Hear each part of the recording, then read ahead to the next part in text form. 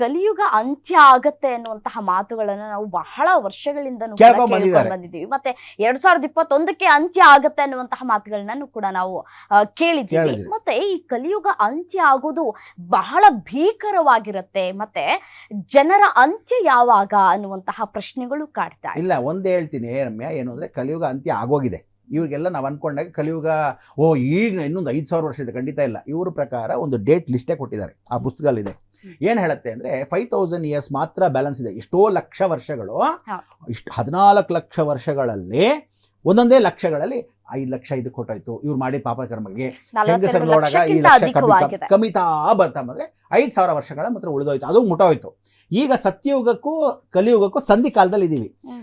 ಸಂಧಿ ಕಾಲದಲ್ಲಿ ಸತ್ಯಯುಗ ಸ್ಟಾರ್ಟ್ ಆಗೋದು ಯಾವಾಗ ಅಂದರೆ ಜನಕ್ಕೆ ಗೊತ್ತಾಗೋದು ಅಂದರೆ 2032 ಅಂದರೆ 2032ನಲ್ಲಿ ಸತ್ಯಯುಗಕ್ಕೆ ಪ್ರಾರಂಭ ಜೊತೆ ಗೊತ್ತಾಗತ್ತೆ, ಭಗವಂತ ಬಂದುಬಿಟ್ಟಿದ್ದಾನೆ, ನಾವೆಲ್ಲ ಇದ್ದೀವಿ ಅಂತ. ಈಗ ಸಂಧಿ ಕಾಲದಲ್ಲಿ ಇದ್ದೀವಿ. ಈ ಸಂದಿಗ್ಧ ಕಾಲದಲ್ಲಿ ಒಬ್ಬ ಮನುಷ್ಯ ದಾಟ್ಕೋಬೇಕು ಅಂದರೆ ಈ ಕಲಿಯುಗದಲ್ಲಿ 2012 ಒಂದೇ.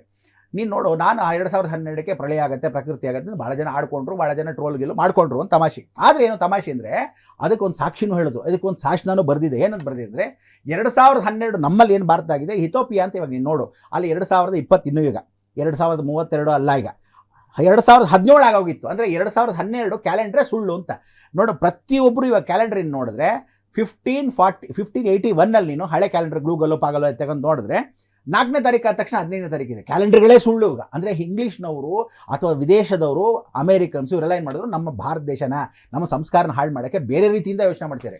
ಆಮೇಲೆ ನೀ ಕರೋನಾದಲ್ಲೇ ಭಾಳ ಜನ ಸತ್ತೋದ್ರು ಅಂತ ಹೇಳಿದೆಯಲ್ಲ, ಇದನ್ನೆಲ್ಲ ಪ್ರೀ ಪ್ಲ್ಯಾಂಡು. ಇದ್ರಲ್ಲಿ ಏನು ಮಾಡಿದ್ರು, ಮೈಕ್ರೋಸಾಫ್ಟ್ ಕಂಪ್ನಿಯಿಂದ ಭಾಳ ಜನ, ಇದನ್ನು ನಾನು ಓಪನ್ ಆಗಿ ಯಾರೂ ಹೇಳಿಲ್ಲ, ನಾನು ಒಬ್ಬನೇ ಹೇಳ್ತೀನಿ ಕೇಳು. ಆ ಕಂಪನಿನಲ್ಲಿ ಭಾರತ ದೇಶಕ್ಕೆ ಹೇಳಿದ್ರು, ನೀವು ಔಷಧಿಗಳನ್ನ ತಯಾರು ಮಾಡಿ, ಯೋಚನೆ ಮಾಡಬೇಡಿ, ನಾವು ರೋಗಗಳನ್ನ ಚೈನಾ ಮುಖಾಂತರ ಜಗತ್ತಿಗೆ ಹರಡೋಣ, ನೀವು ಜನನ ಸಾಯಿಸ್ತಕ್ಕಂತಂದ್ರೆ ಇಷ್ಟು ಜನ ಸತ್ತರೆ ನಮಗದು ಪರಿವರ್ತನೆ. ಆದರೂ ಇದು ಕೂಡ ಒಂದು ಟ್ರೀಟೆಡ್ ಮಾಡ್ಕೊಂಡಿರ್ತಕ್ಕಂಥ ಒಂದು ಟ್ರೀಟಿ. ಸೊ ಹಾಗೆ ಇವತ್ತು ಪ್ರತಿಯೊಬ್ಬ ಮನುಷ್ಯನೂ ರೋಗಗಳಿಂದ, ಈ ಥರ ರೋಗಗಳು ಬಹಳಷ್ಟು ರೋಗಗಳು ಬರುತ್ತೆ ಅಂತಲೇ ಅವರು ಉಲ್ಲೇಖನ ಮಾಡಿರೋದು.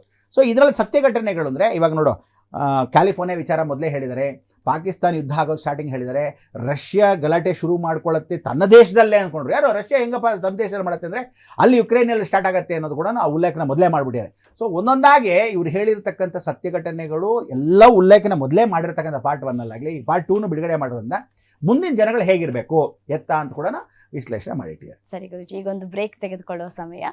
ಮುಂದಿನ ದಿನಗಳಲ್ಲಿ ಧರ್ಮ ಸ್ಥಾಪನೆ ಆಗತ್ತಾ ಅನ್ನುವಂತಹ ಪ್ರಶ್ನೆಗಳು ಕೂಡ ಇದೆ. ಮತ್ತೆ ಇದರ ಜೊತೆಗೆ ಮುಂದೆ ಸೂರ್ಯ 2 ಅವತಾರವನ್ನ ಕೂಡ ತಾಳ್ತಾನಂತೆ. ಅದು